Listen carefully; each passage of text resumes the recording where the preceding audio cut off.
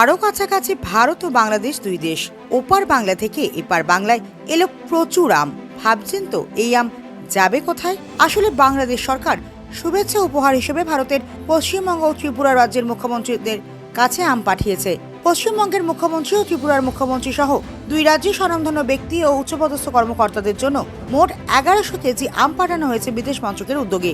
মঙ্গলবার ৩০ জুন বিকেলে যশোরের বেনাপোল স্থলবন্দর এবং ব্রাহ্মণবাড়িয়ার আখাউড়া স্থলবন্দর দিয়ে আমগুলো ভারতের কলকাতায় নিযুক্ত বাংলাদেশ উপদূতাবাস এবং আগরতলায় নিযুক্ত বাংলাদেশ সহকারী হাইকমিশনের কাছে হস্তান্তর করা হয়। বাংলাদেশের বিদেশ মন্ত্রক সূত্র জানিয়েছে, আম্রপালি ও হাড়িভাঙা জাতের আম পাঠানো হয়েছে। সব মিলিয়ে কলকাতায় অবস্থিত বাংলাদেশের উপদূতাবাসে ১০০টি কার্টুনে ৫ কেজি করে মোট ৫০০ কেজি এবং ত্রিপুরায় আগরতলায় অবস্থিত সহকারী হাইকমিশনে ১২০টি কার্টুনে ৫ কেজি করে মোট ৬০০ কেজি আম পাঠানো হয়। বেনাপোল বন্দর দিয়ে পাঠানো আম কলকাতায় অবস্থিত বাংলাদেশ উপদূতাবাস গ্রহণ করেছে। বিষয়টি নিশ্চিত করেছেন বেনাপোল স্থলবন্দরের কৃষি সম্প্রসারণ অধিদপ্তরের কোয়ারেন্টাইন বিভাগের উপপরিচালক আবু তালহা।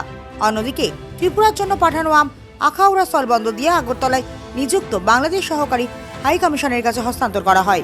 জানা গিয়েছে, পশ্চিমবঙ্গের মুখ্যমন্ত্রী শুভেন্দু অধিকারী এবং ত্রিপুরার মুখ্যমন্ত্রী মানিক সাহার জন্য আলাদাভাবে ১০০ কেজি করে আম পাঠানো হয়েছে। বাকি আমগুলো দুই রাজ্যের বিভিন্ন বিশিষ্ট ব্যক্তি ও উচ্চপদস্থ কর্মকর্তাদের মধ্যে শুভেচ্ছা উপহার হিসেবে বিতরণ করা হবে।